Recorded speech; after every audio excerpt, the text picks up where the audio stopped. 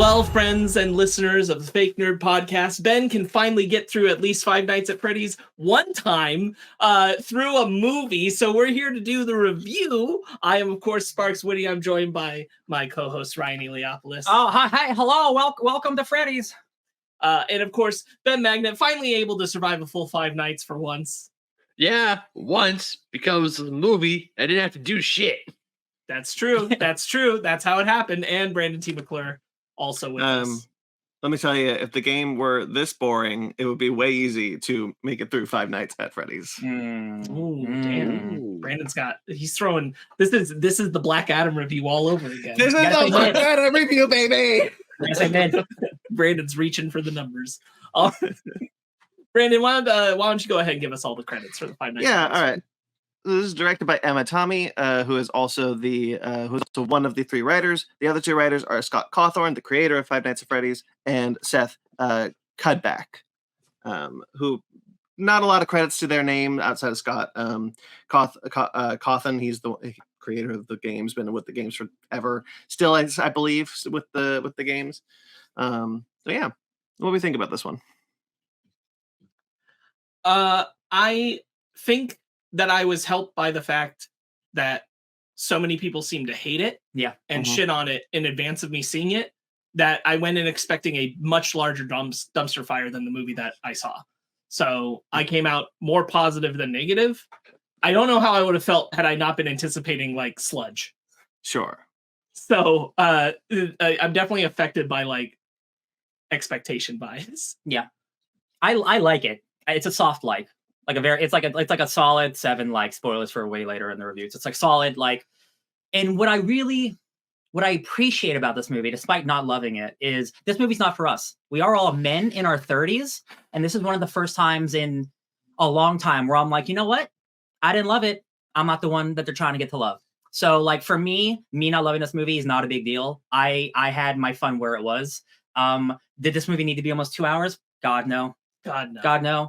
But I think when the movie was trying to do its cool thing, I think it worked. I think when we're doing the 5 night stuff, I really enjoy it. It's just like, I wouldn't have made the movie this way, but clearly the kids love it. This movie's doing really well. It has like the highest like cinema score of any horror movie because of these kids loving it. So like, I'm glad for the kids out there who soak up this lore, and all over Twitter and Reddit and Tumblr, because Tumblr's still around, like kids are doing their theory posting, and it's like, that's really fun. Like what we used to do for like, you know, like how much we love the MCU. Like this is obviously, they're not incompatible things, like it's just a small video game franchise, but like it's cool that kids have this and it's doing really well.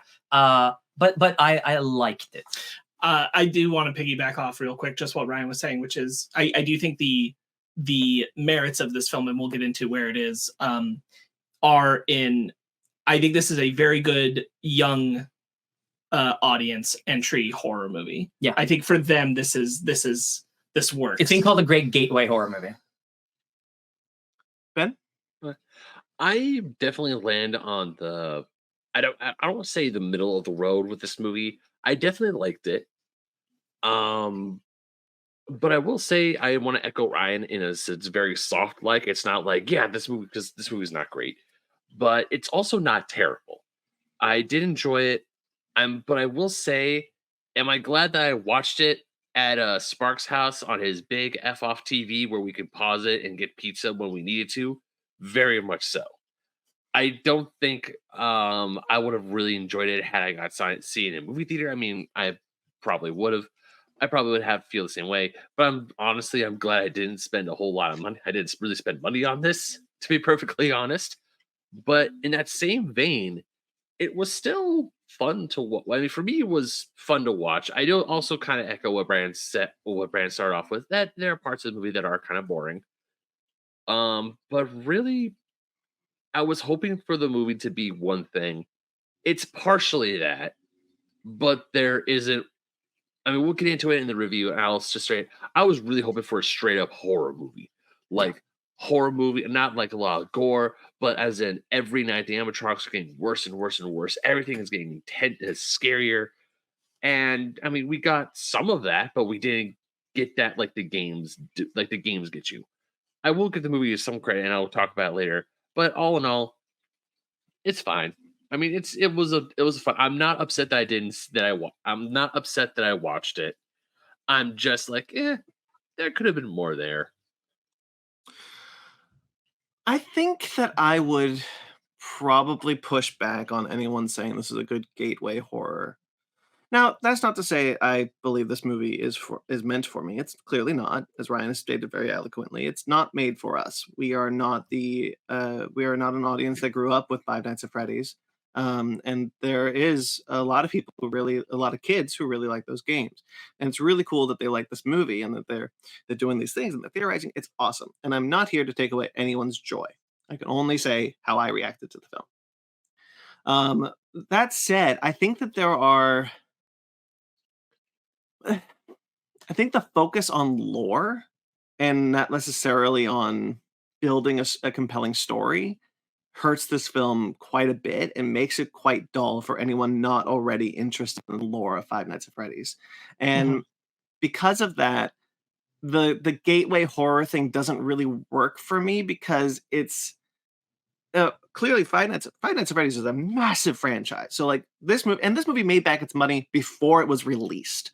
Like Jason Blum even said, like, this is already a success because of the licensing deals, because of the and this is a cheap movie to make. So like this movie is a bona fide success. And like the Five Nights at Freddy's, the people who grew up with who love Five Nights at Freddy's, which there are millions, love this movie. But to say it's a gateway horror film, like on the level of like Goosebumps with Jack Black, that to me is a much more like, I am not a Goosebumps guy, but that movie is a much more engaging kind of fun kind of gateway horror film. To me feels gateway horror, whereas this kind of feels almost impenetrable to anybody who's just not already interested in Five Nights at Freddy's. You know what I'm saying? I hear you. I will simply say, not even me saying this, but being on Twitter, multiple horror directors, Scott Derrickson, Mike Flanagan, saying they watch this with their kids and they won't watch anything they make. And they love Five Nights at Freddy's. Because I do agree this movie is more boring than I'd want it to be. You can't show kids a straight 90-minute horror movie. Because that's not saying that. I'm not saying that. I didn't say you did. Let me finish. I didn't say you did. A straight 90-minute horror movie is not what kids want to see. The kids like the lore. They need that buffer between people getting murdered because they're not like sickos like adults are. That they go to horror movies to see people get killed. They're not there for that. They are there like to know about how these kids got in these thingamajiggies, right? So like for the kids, having buffers between the madness, again, reading off what parents have said, that works for them. Now that might not work for everyone here. But I wouldn't show my kid this movie first, probably. Like Goosebumps is probably a better example, but like, I'm not going to say people who literally make horror movies are wrong about this idea. Cause it's my thought as well. But what I don't understand is where that defense was coming from, Ryan, because I never said that a Scott Derrickson film is a gateway. It's not a defense. I'm just, because like, I just want to be very clear because you were saying something in response to something I didn't say. And I just want to be very clear on what I did say, if that's the case. Scott Derrickson's kid probably really likes Five Nights at Freddy's. And he's probably really wanted to see this movie and therefore really love this film. And so like, I don't know I don't know what I'm sure that these parents are obviously really enjoying that their kids are really liking this movie. But as far as like a gateway horror film for kids who aren't into Five Nights at Freddy's, to which there's probably like 5, like I'll admit there's probably not many of them. That to me feels, again, I don't think that discredits my point or opinion that if you are not already interested in Five Nights at Freddy's, this film is rather impenetrable. I was never discrediting you, Brandon. I'm simply bringing the observations that I brought. Patrick Klepek from Remap Radio has a 5-year-old daughter who doesn't know Five Nights at Freddy's, and she watched it and she loved it, and he can't get anything to watch horror movies with him. I was just simply stating that. It was not a defense against you, Brandon. It never is. I was just stating there are a lot of people who view this. So like. But you didn't use the reason why I got confused is because you didn't use the examples that I used. You used a 90-minute hardcore horror film directed by Scott Derrickson, which case I never mentioned. Yeah. Okay. Yeah, you're right. What do you got, Sparks? I was going to say that I think for gateway entry to horror, what I more think of is less something that's like Goosebumps, where that's like spooky fun. I think that is easier to get kids to engage with. I agree. And more like what I think this is like the bridge to getting them to scarier watch stuff, darker things. Yes. Like for kids that might be more afraid of. I'm trying to think of a good example, and the only thing that's popping in my head is The Thing, and The Thing is not the thing I'm trying to think of. But things that are more horror, Goosebumps like is true dark horror, yes. not spooky. Exactly. And like that being the bridge for like kids who are I'll say like my contemporary example is like Silver Bullet. When I was a kid, Silver Bullet was like the movie that I couldn't get through the first time, but it is the movie that I watched another time because my dad really liked it. And like that unlocks, I can watch darker things. So now I'll watch American Werewolf in London because I like, you make the werewolf connection and then you're willing to engage with darker and darker things. And like Silver Bullet is a better movie than this. Not significantly, but it is better. Yeah. But I do think it's that vein is what I mean, is like it's a good like, hey, things can get like a girl Goosebumps is soft. A girl gets bitten in half in this movie, which that was this wild. This movie is grosser than most kids' horror movies are. That's what they mean. Goosebumps, if you want an easy horror experience, then Goosebumps anybody could watch. But if you want something that challenges kids, that's not an R-rated movie, this is a much better example of that. So that would be more my angle, is like the kids where like movies are less, they're not taking in all the details anyway. I'm talking a specific age here, but you know, it's all vibes. And like the vibes here, I think, are like the vibes that get you into darker, spooky stuff. And that's what I mean when I'm referring to like an entryway or gateway horror. But to one of Brandon's points that he was saying earlier is that my big knock on the movie is that like if you're not into the lore, the movie doesn't do a good job of condensing the lore to matter only to this movie. Like you can feel you're not being given all the information, even for the story elements that are being given to you that should just be for this movie. Case in point is like the brother. There's no Garrett. Yeah. There's Garrett. there's no like resolution on Garrett. You know, like it really never comes full circle in this movie on Garrett. And like any other horror movie that wasn't doing something like Five Nights at Freddy's, where it's a franchise that's doing all this stuff, any other horror movie that was doing that, there would be resolution on Garrett. Yeah. And like Garrett is like a plot point more than a character. And that's them banking off the success of this being a franchise. So like we'll bring it back around. And like you feel that in a really bad way. And I think in a way where like this is written by the creator of the games, right? Yeah. Yes. Like, and you feel that. I think that's that mentality of the problem of the movie is his direct involvement. I think, and it's not written like a horror movie is written. It's written like a person who is expanding on a video game. Yeah. But with intention of like, I can't peel back all the onion because there are some pieces I still won't reveal. Yeah. This is kind of like the opposite end of a lot of what we talk about video game movies. There's so much of like, you look at some of the worst video game movies, Uncharted or Assassin's Creed comes to mind, but that's not that bad. I think Assassin's Creed comes to mind just real quick. I think Assassin's Creed comes to mind because I've been thinking about it as comparison too, only because like both are kind of supposed to fill in details of that video game world. Like they're not just adaptations. Yeah. They're expansions. And I think that's why I keep thinking of that one, because that's very comparable in that sense. Yeah, I don't. Yeah, that must be why it's been in my mind so much recently. But like, you know, you look at like, you know, you always talk about how do you condense so much of what a video game is, because a video game can often be 40 hours long, 40, 50, 60 hours long. How do you condense that into a 2.5 hour movie? In this case, a 2 hour film that should have been an hour and a half. And the answer oftentimes is you don't, and you just kind of take out pretty much all you can until you're just left with the bones. And that creates oftentimes a very hollow cinematic experience. And this one kind of did the opposite, where it said, well, we have this much time. Let's shove in more rather than take out more. And I think there's a happy medium to be found when you get to video game adaptations that we've seen with like Sonic the Hedgehog almost. And there's this happy medium that fits in some of the great video game adaptations. And it's so interesting to see someone kind of swing very far away from where we've seen of like to kind of like overcompensate from where we are with like Uncharted and things like that, and just like swing the completely other way into doing something that almost is as bad. But I mean, it's working. Like I mean, I have to be clear, it's working for people. It just makes the film, the lore of it just kind of makes it very hard to kind of be engaged, because you're focusing so much on the lore of the Five Nights at Freddy's franchise and not so much on the characters of Mike and Abby. And that's where the heart of the film should be.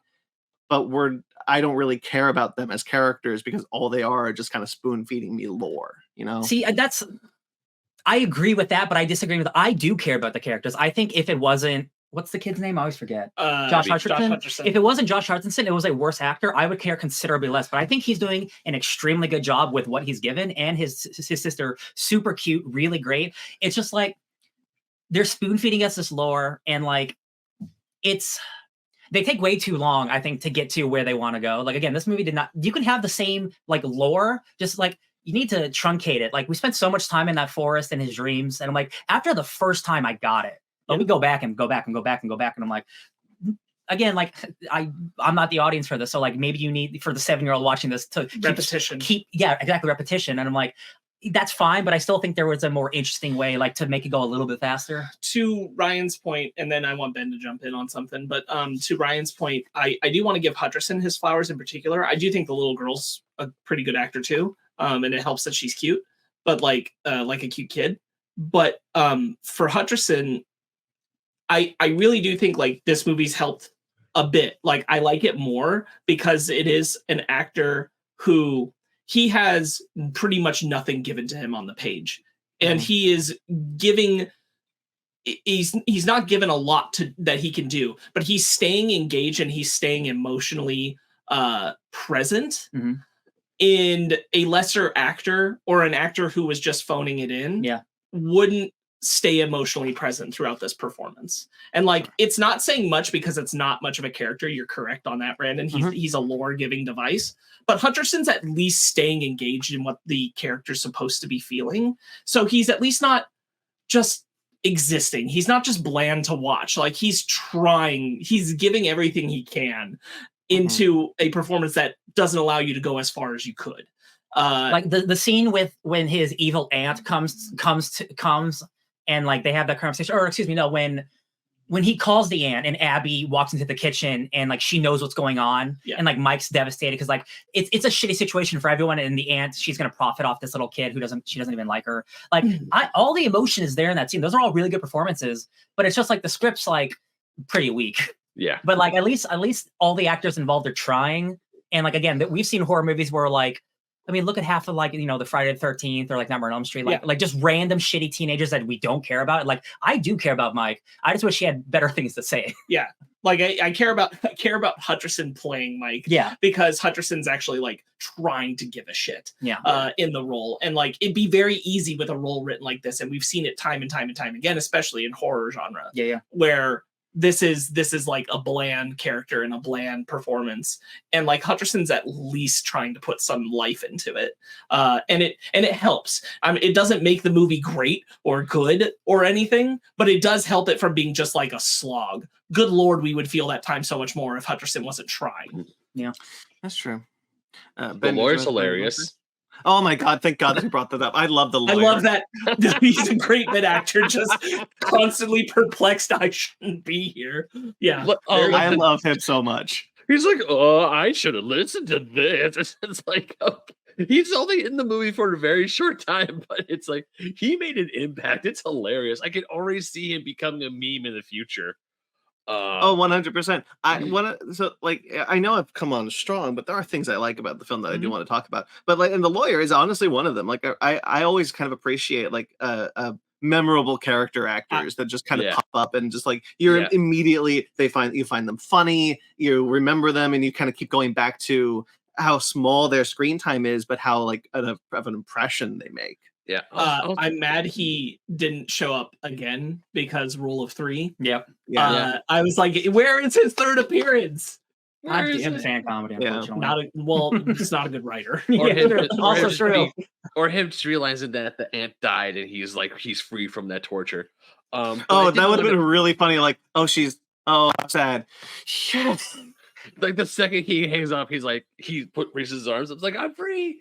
Like the guy from Hunchback was, I'm free, but doesn't get trapped. But going back to Josh Hutcherson and the little girl, I feel that they are the two strongest actors in this movie because you definitely feel the little girl. You feel Abby. She just wants to be with her brother. She loves her brother. And also I like how how Mike is constantly exacerbated throughout the entire film because he's the poor man is trying his best. And I connected with that. It was very much him not wanting to give up his sister, wanting to be the very best he can, just like doing and also Like being no one ever was. Yeah. I was thinking that. I wasn't trying to put Pokemon in it, but I guess I actually did. Like even the opening scene where he sees the kid and the kid's dad just really aggressively grab him, and his instinct kicks in of like this kid's getting kidnapped because of his past trauma. I actually kind of I don't want to say I definitely don't connect to that. Thankfully, no kidnapping happened in my family. But you understand what he's going Yes, exactly. I respected that. That's how he jumped to. I mean, yes, he shouldn't have jumped to conclusions like that. But the fact that he saw a kid aggressively get grabbed away, and he obviously and there was a whole lot of other things going on. I respect it. He plays disheveled very well. Yeah, like he's really good at looking like I really want to go to sleep right now. He's really good at that. The poor man just wants I feel like what Mike really needs is just a real nap or just a real good sleep. Right, because he's just not really sleeping. He's going in and he's like mystery solving every time. Yeah, he's doing his way around his room. Yeah, not resting. Poor guy's not resting. He's like doing stuff in his sleep. It's like, bro, that's not healthy. But I get what he's trying to do because he feels this guilt. This internalized guilt for losing his brother, and now he doesn't want to repeat that with his sister. And I respect it. And I will say, credit where credit is due. Josh Hutcherson brings a whole lot more to the table than I would say any other actor would, because I feel like with Five Nights at Freddy's, this is just canned fodder for. We mentioned like some other horror movies, but for some reason I do not know why, and I've only saw the scene where she died in this movie. But the Paris the movie you're about to reference, just so we're clear. Yeah, I have not seen the full movie I'm about to reference, just parts of it because it was on Stars one day. But it's the scene where Paris Hilton dies in House of Wax. Oh, sure. Okay. Yeah, okay. Because it was like that shock mid-2000s celebrity casting where it's like, the celebrity's in it, but she 9 times out of 10 it's a she. You're lucky. You're lucky this worked out this time. You're lucky that you were right. Everybody gets one. But it's because I feel like a movie like Five Nights at Freddy's would have been chock full of these celebrity castings who were going to die horrible, painful deaths, and they weren't going to add anything to the story. Whereas there are celebrity castings in this movie, though. There are celebrity castings in this movie, but they do something. Yeah. Like they actually... You brought up you said like Mike and Abby are like probably the best performances. I would argue that it's Shaggy himself. Me too. Matthew Lillard is William Afton. Matthew Lillard, because he's just having a good old time being like, "Oh, I'm a counselor, man. You know, you go maybe check this job out." He gets to do the nice. Oh yeah, everybody caught that one. Yeah, like I didn't expect a great Scream reference in this movie, and I'm like, yeah, okay, that's pretty good. I wonder if that's his idea or the scriptwriter. Either way, like it worked out. But like at the end of this movie, he's just totally unhinged, and it's so fun. And like him being this ultimate villain of like he is a character who returns in all the games, so like we can see him again come back as like evil Springtrap, and the kids go crazy. I'll tell you what, like I'm glad we didn't spend money to see this in a theater, but this is a time where I kind of almost wish I did, because like every theatrical viewing I've heard is like kids reacting in like endgame shit, dude. Like when William Afton shows up in the suit at the end, that's like Cat picking up Mjolnir for people. I'm not joking. Like people are going nuts for this movie, and I'm sure that kind of energy could have helped us enjoy the movie a little bit more, but it wouldn't have made it a better movie, just a better theatrical experience. But it's kind of like going to see a comedy, and it's kind of like going to see a comedy, and if the entire audience is kind of like into the comedy, it heightens the effect of how good the comedy is. Absolutely, yeah. So like I think he's really great, and I really like that final third act section, like where things start to finally happen. Yeah, I think that stuff's really great. I think it's the second act where like to to me, the movie has a big problem, which is like, and it's one of those things where like, I think the decision is bold because like, I didn't see it coming and I'm like, oh, I don't know what this movie is now. But it's also like, but this is the thing that ruins it from being a good horror movie or anything like that is where everyone's just hanging out with the animatronics now. Yeah. In the middle and they're just buddies. And I'm like, well, now they're all toothless to me. Like they're not scary. They're not monsters. Like you took that away. And like, it's not even just like as an audience that was taken away. Like we could have done that with her spending time with them. Right. But it's that Hutcherson's character isn't afraid of them anymore now. So like they're nothing. Like he's not really afraid of them. Not really. Like he knows they're kids now. Yeah. There's something taken away from, we could know that and him not know that and still like get proxy fear.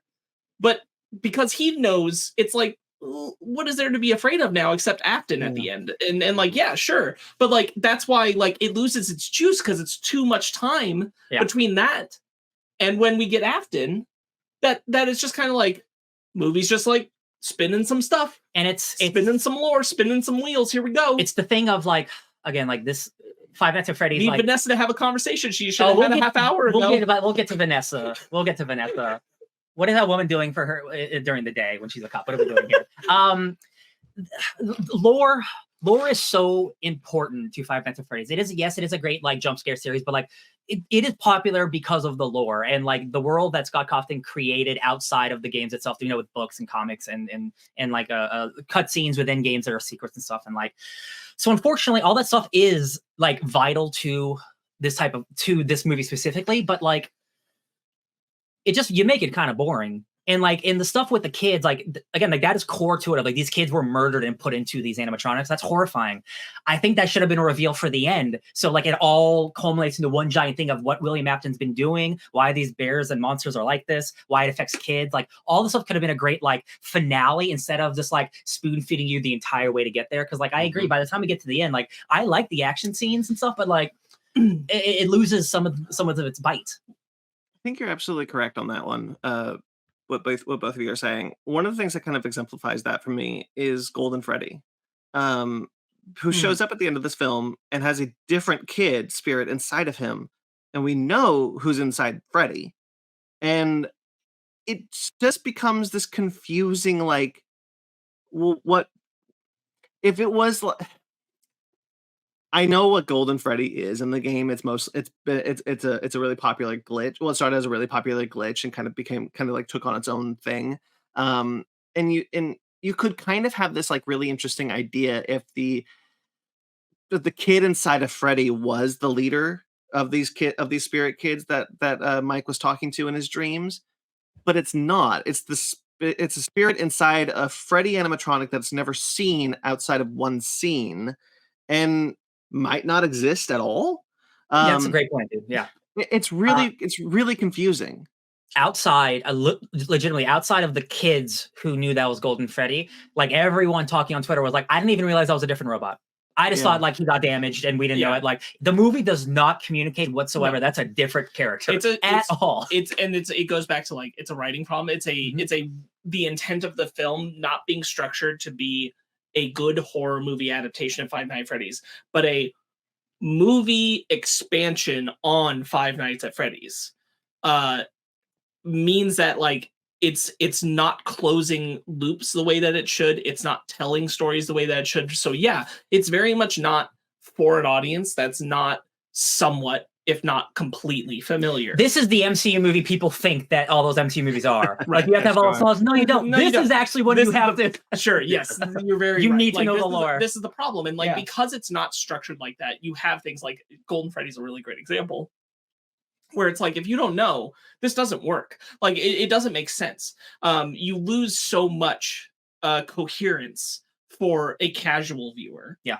By not, and like, I think it's a bummer, because I do think what this should be doing, if anything, is a vehicle to bridge the fandom between kids who are enjoying the games and their parents.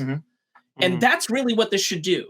This should get them like, I can have a conversation with you now about these things because I understand them. Instead, it's going to be your kid explaining everything to you, and you're like, yeah, cool kid. Right. And like, that's what the purpose I think really should have been if you're not just making a good horror movie out of it. Yeah. The purpose should have been, if you're trying to like broaden it, make it so that parents can like engage with it, understand it, interpret it, and share it with their kids, and like feel like they're part of it because they can see things, not have things explained to them. Yeah. But because of the way that it's structured, that just doesn't land whatsoever. And I do think that's a huge problem with the movie. I do want to be positive real quick. I think the animatronics are incredible. I think they're great. Oh yeah, they look awesome. Obviously, Jim Henson's company rules. They're great. There's so much really fun behind the scenes of the animatronics and the actors like who wear the suits and stuff. Of them just like jamming backstage to different music, like just being funny robots. I'm like, they put a lot of effort into it, and that I appreciate because again, like I'm the only one of us who's seen Willy's Wonderland, that Nick Cage Five Nights like ripoff, and it's not even Nick Cage can save that movie. That's just a bad movie. That's why I haven't seen it. That's what Five Nights at Freddy's could have been. And if I have to take that movie or this movie, I'd rather take this movie because at least they're trying to do something different. Again, it didn't totally work, but like, yeah, like this movie's bogged down. And it has really good like special effects. Like I think like the gross out scenes. Like I think there's just dead bodies hanging on the ground. Yeah. And like that's actually like pretty graphic. If this is for a kids movie, like it's pretty graphic. Yeah, you're right to bring up the animatronics. They're incredible. I love the suits, the free animatronics. They're all of them are great. Especially the one that Matthew Lillard wears, the Bonnie Springtrap. That suit looks really good. It does. All of them just look incredible, and it works so well because they're real and practical. Carl the cupcake. The cupcake. And you kind of mentioned it offhandedly in the beginning, but I also want to highlight something that I did really like, which is the Max's death is really good. It's a really effective one that you only see it in shadow, but it works so well as the body drop. It's a very good death sequence. It's for me, it's the best one in the movie. Yeah, I agree. 100%. I think the opening kill, like a lot of the horror movies have, it's a good start to it too. Yeah. Like the original security. The way Foxy moves down the I kind of wish you got like I'm stunned that we didn't get a lunge, like a leap from Foxy. Yeah. And I'm stunned that we didn't get at least a 2-minute sequence of checking the cameras and seeing they'd moved. The fact that that's not even like kind of in the game, or sorry, in the movie, is shocking. That is kind of the most surprising thing. Even if you're not turning it into like a whole big thing, like just the fact that like someone wasn't scrolling through and saw the animatronics like getting closer. We get more of that in like the trailer than we do actual. You just get like one moment where like they were both looking up at like one of the break-in guys, and then like that's it. And it's stunning to me that they didn't bring just a little bit more of like what people visually engage with from the game to the movie. Yeah. What I do want to give the movie some credit for is this is gonna sound really mean, but I do mean it in an honest, in like a good on you sort of fashion, is the film tried to add more context and more story than the games. Now, obviously, like there is story in the games, you just have to go and find it. But from like the first Five Nights at Freddy's, just the concept of you're a security guard, 100 robots, catch them before they get you. Easy thing to understand, right? And I like how this film really did try to add more, as in like, hey, you have a guy who's trying to help his sister. He does like this whole storyline. But I do agree with Sparks that I was waiting for the scene where where Mike is constantly going through the cameras. He's seeing the animatronics move. It's that slow build up. And then he turns on the light and it's like maybe Chica's there or Bonnie, or you see Foxy running down the hallway and he slams the door shut. There's nothing like that. Instead, honestly, we get moments. We get moments where it's kind of like the Leo DiCaprio meme. It was like, hey, they did a thing that references the thing from the game. Whereas like, hey, here's Isn't real quickly the first time that Mike finds out the animatronics are alive is the scene where it's like, oh, we're all gonna hang out and have a slumber party? I think so. Yeah, I think so. I might be misremembering a scene prior, but that feels right to me. It's too early for the movie. That sucks. That Mike's first encounter with these things is, oh, they're actually okay. Yes, that is the first thing. Yeah. He's not even afraid of them and then finds out. He goes from 0 to 180 completely. Yeah. That to me is one, if I may, Sparks, that is to me the biggest detriment to the movie is that Mike and Abby and everyone and Vanessa are like, everyone's all fine and cool with these animatronics, and I'm sitting there going, these things just murder people. Be afraid, right? Don't be like, let's build a fort. Afraid. Pretty much, yeah. It's like, because now remember, because after then it's like, oh, Abby, don't you want to hang out with us forever? So like it takes a while to get to them being evil again. I wish it happened just so much quicker. It might have been like. Well, I wish we got him being scared of the animatronics, how they're like haunting him, and he's trying to protect himself, and then they're like playing with Abby, and he's like, "Oh, they're okay, maybe." Abby, you can't trust them. And it's one of those things where, like, this is going to be a franchise of things, and like you only get to do. I mean, you could do it again with a different character, and like I guess whatever. But like, who wants to go through these beats in a different movie where you have like the character kind of believing they're imagining it at first? Yeah. And being afraid of them. And like you can do that slow build. And I'm like, this is the movie where you do that. I also wanted my POV Doom sequence. I would have had the first security guard run back to the security room. Yeah. And like from there do the game, the cameras and do the lights. And it's only like the opening 5 minutes. This guy's gonna die anyway. But like you get to go through all the beats of like what can happen. And all that stuff. I will say, like, also to the point of where we're talking about, like, your familiarity helps your mileage with the movie. If we had not played Five Nights at Freddy's 2 for Spooktober, Balloon Boy wouldn't have meant shit to me. No, that's true. That's a good point. He shows up a lot. He's a fun little guy. That damn Balloon But Boy. because of it, I thought it was really great because I'm like, Balloon Boy's a real stinker. Oh man, he got a couple jump scares. He's just hanging out. And I'm just sitting there every time he just has like the jump scare of like you move the thing and there's Balloon Boy. I'm just sitting there traumatized, like because I'm like, God damn this damn thing, I hate you. Well, I actually found his second jump scare very funny when she's in the supply closet. I thought that was really good. Yeah. Ben, you literally did the Leo DiCaprio point when Matt Pat came on screen. I did. You straight up became Leo DiCaprio in that moment. Wait, like, what? Who?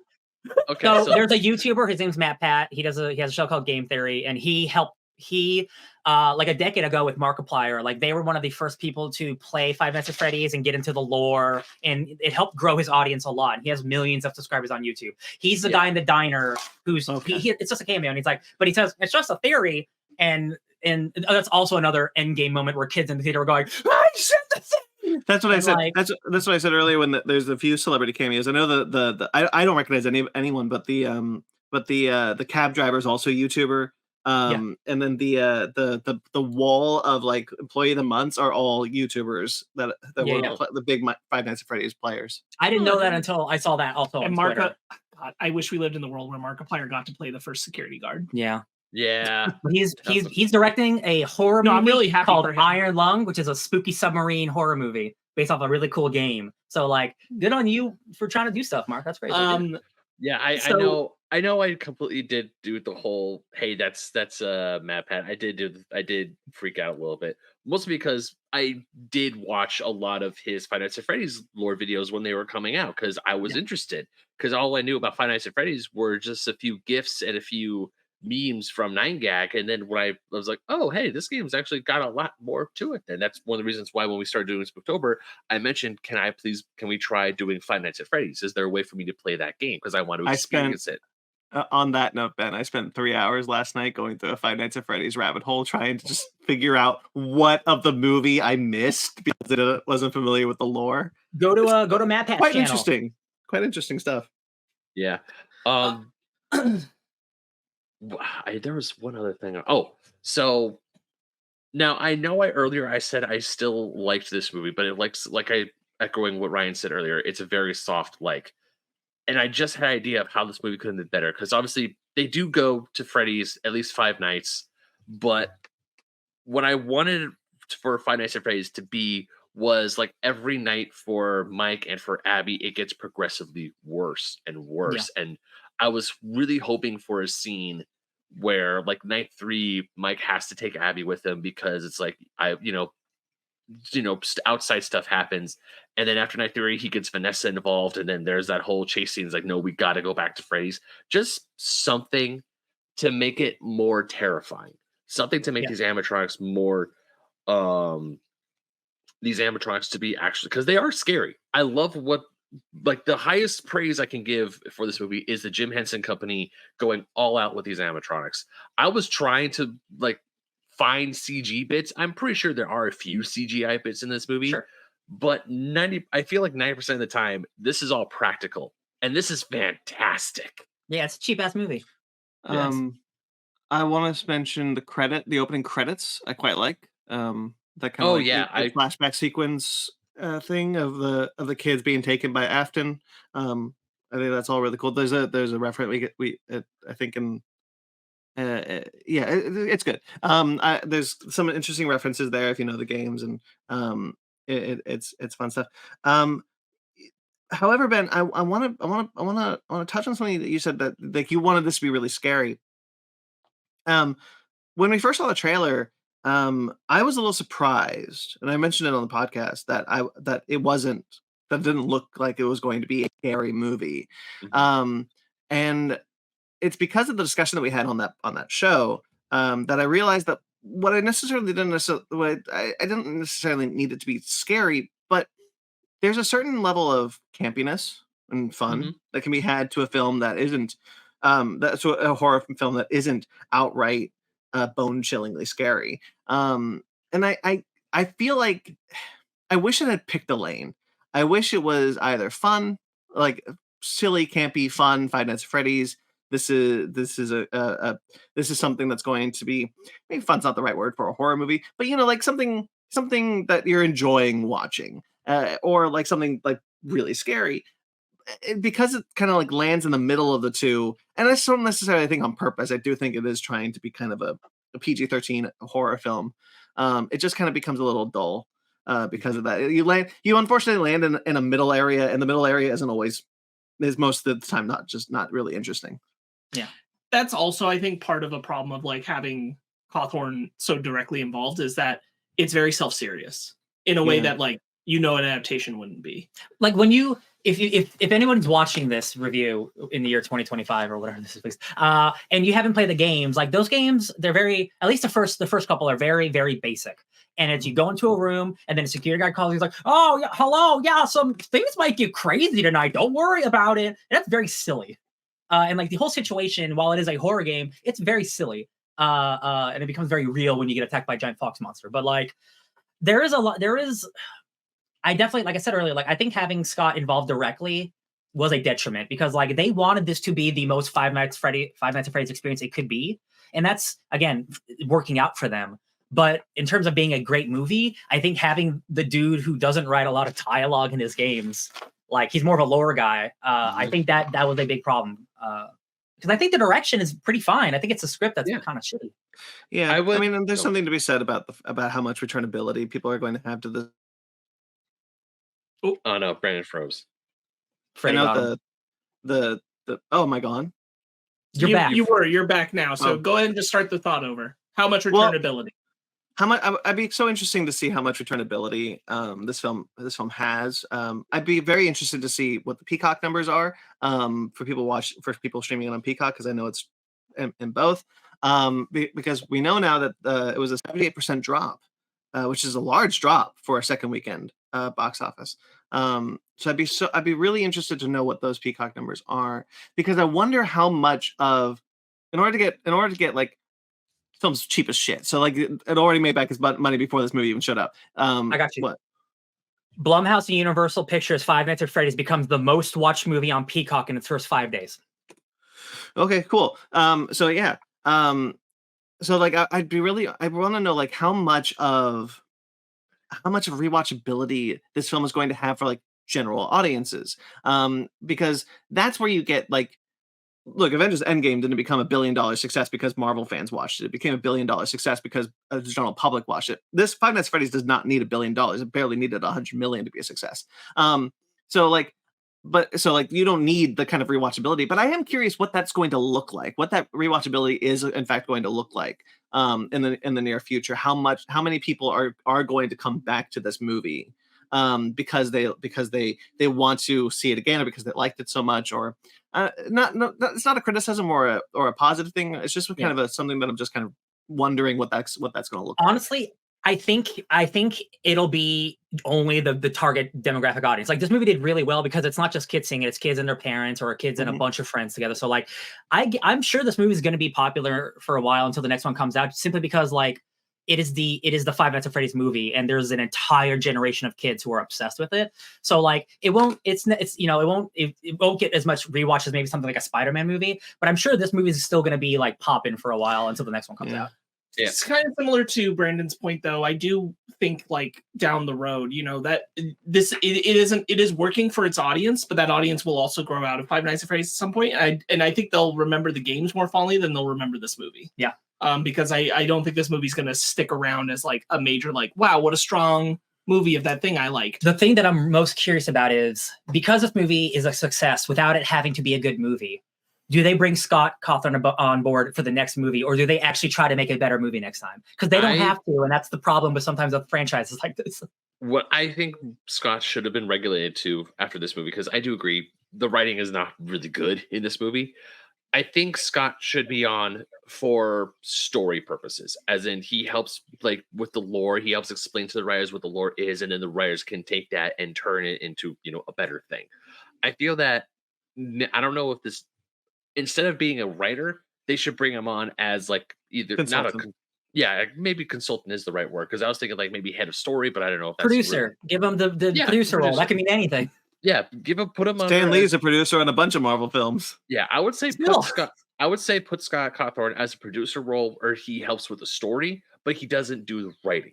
As in, let better writers tackle the script, but they go to Scott as like, hey, what does this part of the lore mean? And then he gives them the answer, and then they can go from there. I feel like this is kind of like when J.K. Rowling was writing Fantastic Beasts.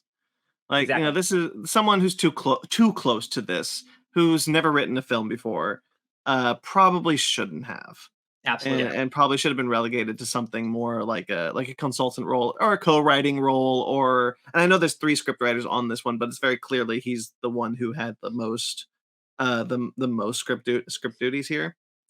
And so it's kind of one of those situations where you're just kind of like, maybe next time you take a step back and let someone else. Props to the director. I'm sure you saw this online, but she didn't take a big pay raise like most directors do. She took a smaller cut so she can get back ends on if this movie is successful. Like, that's how like Robert Downey Jr. and stuff did too, like with the Iron Man movies, right? So like, this movie made way more money than they expected, so now she's raking in more money than she would have made. I'm like, girl, you smart. You knew you were going to have a big movie. Yeah.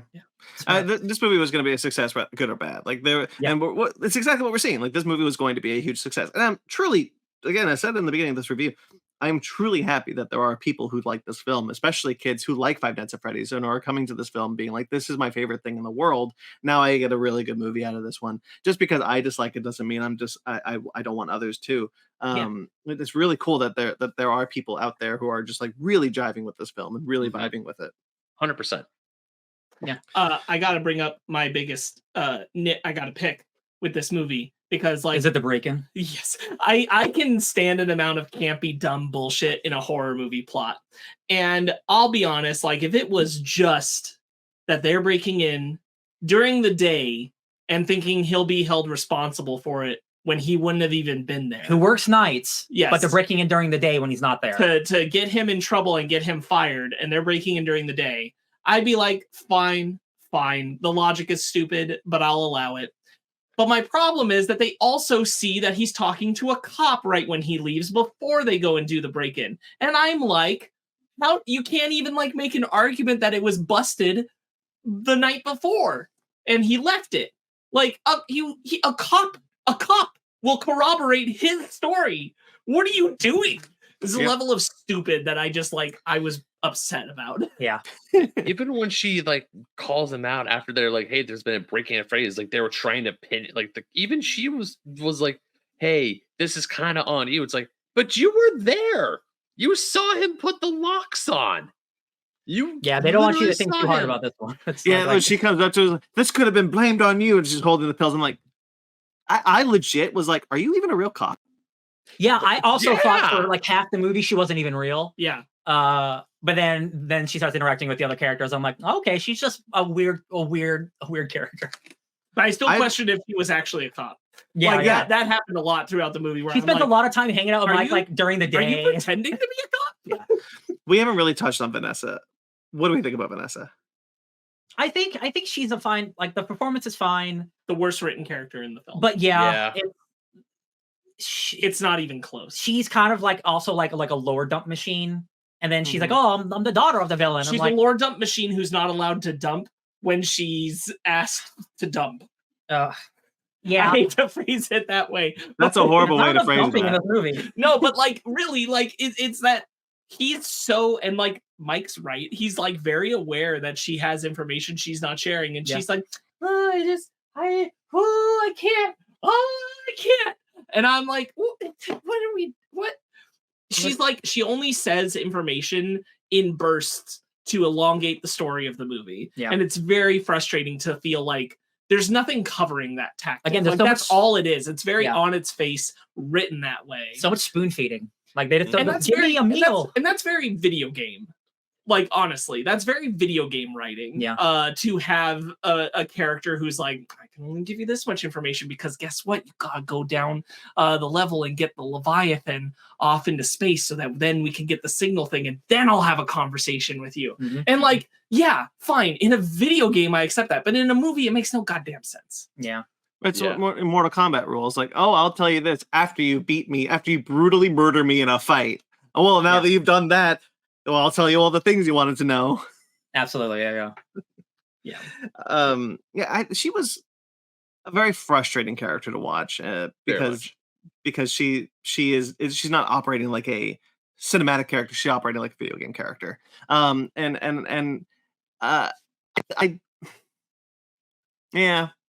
I guess I actually have nothing else to say outside of that. Her motives feel very driven by video game writing rather than like a real character exists there. Yeah. Like the way that she's like, I can't go there. Oh, I gotta save you though. So I'm gonna confront my father, which I said I can't do. And like, just go with him. You saved him. Just go with him. Like why? And it's and you just changed your mind anyway. Yeah. For shock value, she's just the most blatant, like, because I want this to happen in the story, this is what X character does. Yeah. And there's no thought behind who she is really.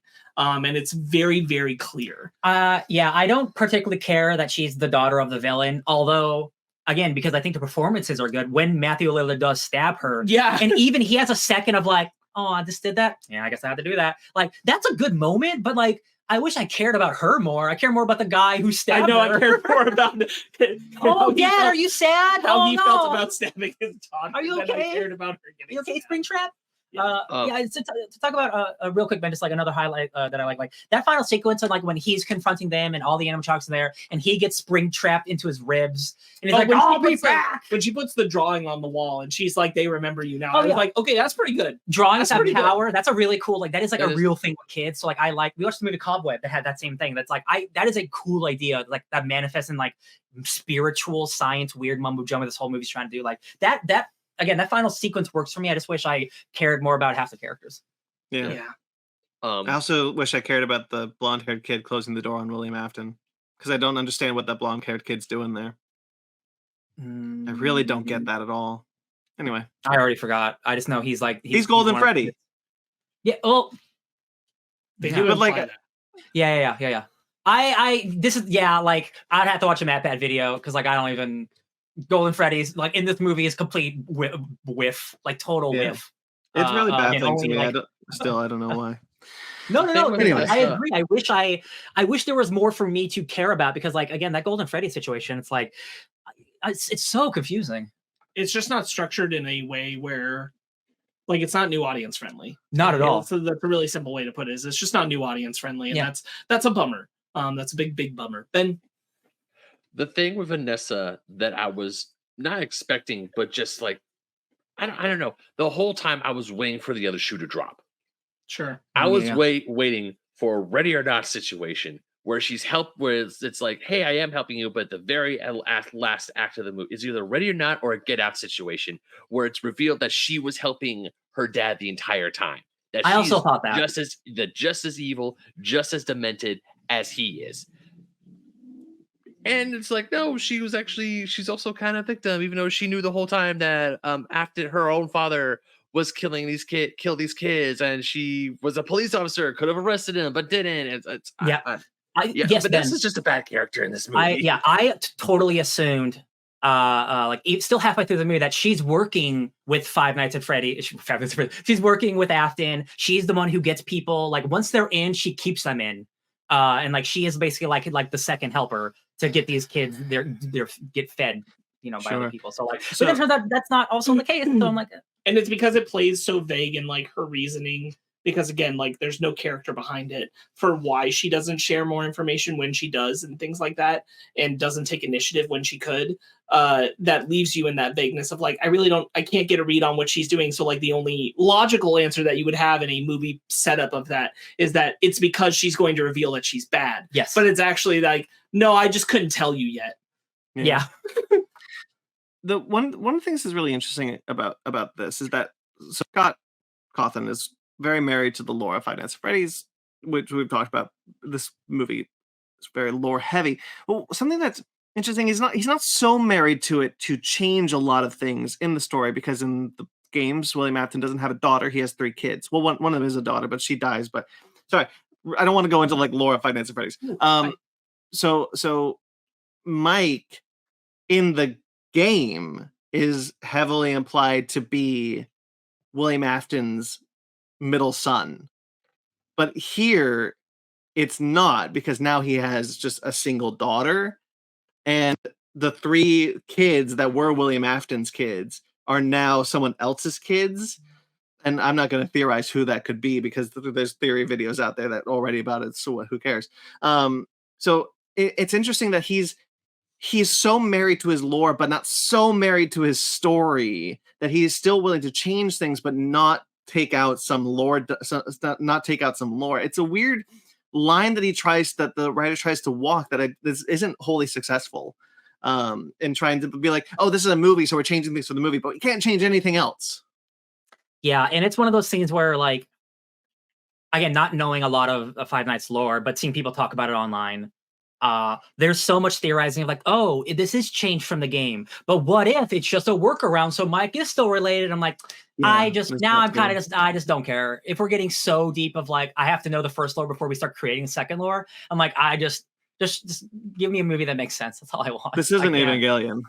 Yeah, exactly. Yeah, like there's no giant robots, just regular sized robots. The second movie, I'm really worried that they're just gonna like double down on the type of movie it is. And again, and we've said it, like, this isn't for us, but that doesn't mean it can't be a great movie regardless, right? Like, I think whatever you think about the MCU, like, those are easy to understand movies that implement comic lore. Like, we've seen this done, whether it's book adaptations or video game adaptations. Like, you can do it right, but like they did the thing that the kids wanted them to do, and it worked, but it's not the best. It's not a good movie.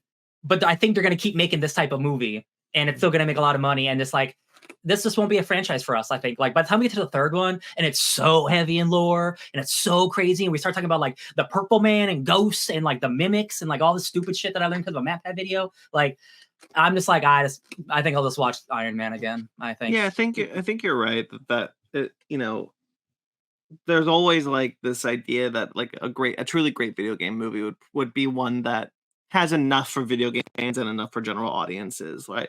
But this is something, and then but like some of the bad ones are like, you don't have enough for video game fans here, and because of that you don't have enough for general audiences, and blah blah blah. And like, you look at like the Sonic films, even Super Mario, even though I don't really care about Super Mario, I wouldn't even say that's impenetrable. But that's a much more simpler that's a simpler lore than Five Nights at Freddy's.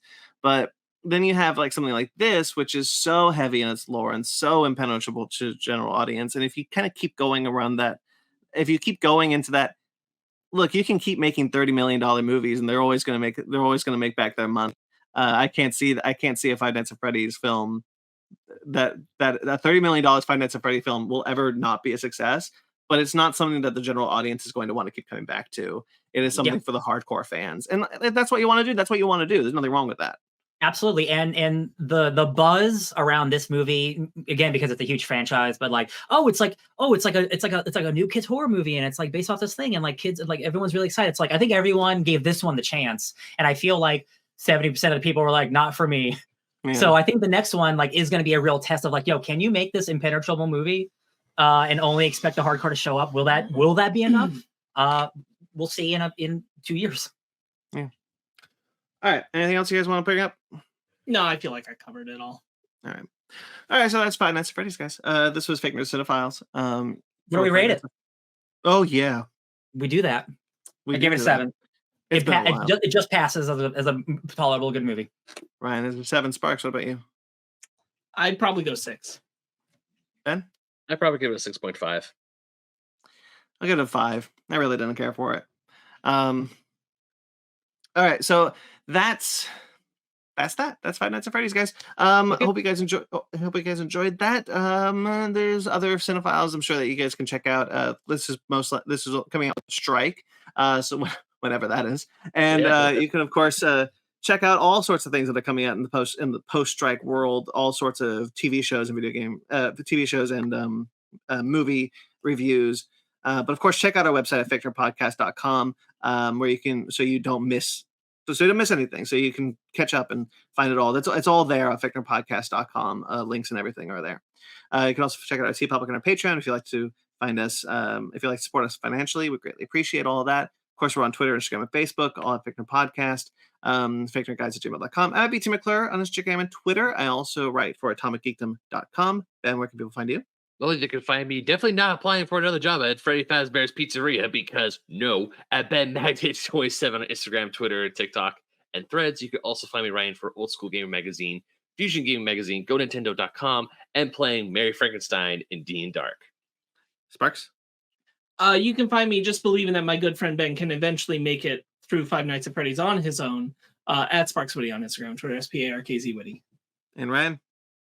You can find me excited to put Ben through Five Nights at Freddy's 2 in VR next year at DJ Tony Snark all over the internet. All right, guys. Like and subscribe this video. Subscribe to this channel. Rate and review us on all your favorite podcatchers of choice. And until next time, guys, stay fake nerds.